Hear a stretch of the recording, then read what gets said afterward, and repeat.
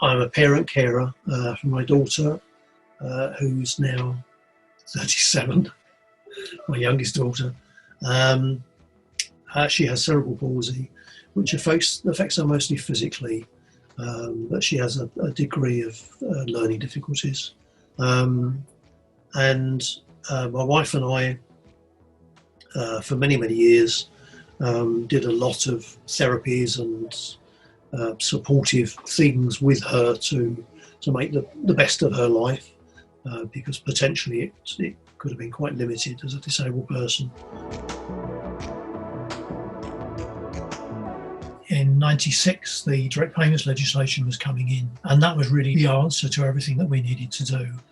We really jumped on it as a way of bringing in the support that was needed to either to do things that we didn't have time or expertise to do, or to just spend more time doing things with her that we just couldn't afford any longer. Direct payments is something quite special, really.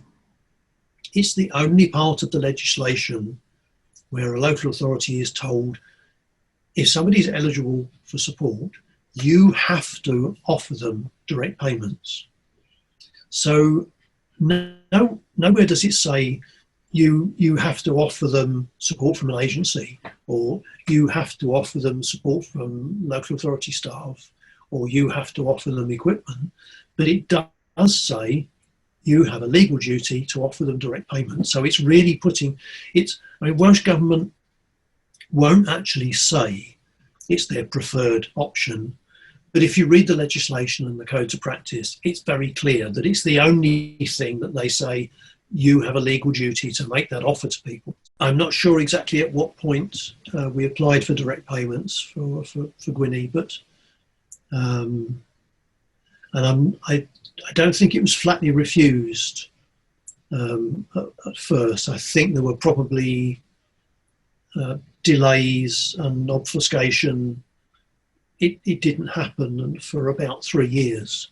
We've gone from just employing a single PA for a few hours each day to theoretically we have a team of 7, which gives her 24/7 support. So literally she wakes in the morning at sort of 7:30ish. Her PA, who's been there all night in case she needs to get up, gets her up as soon as she wants to, and she just gets on with her life. And as I say, she's really busy. She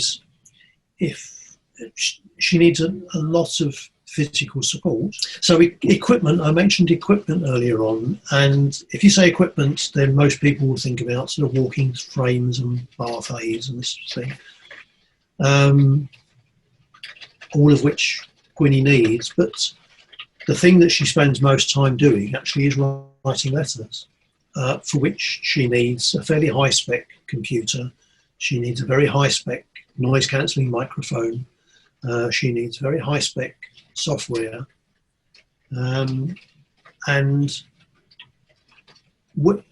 my wife and I are on state pension, so we don't have access to funds to buy all that. And the legislation says if those are the things that you need, then this is what the direct payments package is for. We can't take that out of what she needs to pay her PAs, so it has to be extra on top of that. A lot of local authorities will say, oh no, that's computer equipment, that's way outside the remit of direct payments. But you don't have to be a rocket, whatever the term is, a rocket scientist, to understand that if you're looking at what a person needs to live the life that they want to lead, and that includes software and hardware, then that's what the legislation says that the local authority has to fund by way of direct payments or by direct grant. There is still this notion, not of social support, but of personal care. So the attitude that, well, you might be entitled to for somebody to help you get out of bed, help you shower, help you go to the loo, help you eat, help you get back into bed at the end of the day. but that really encompasses everything that you're entitled to from the local authority. And all the way through from 1996, the legislation, and more particularly the code of practice, are saying to local authorities, that's nowhere near enough. The whole point is that we want people who need support to be able to live a full and fulfilled life.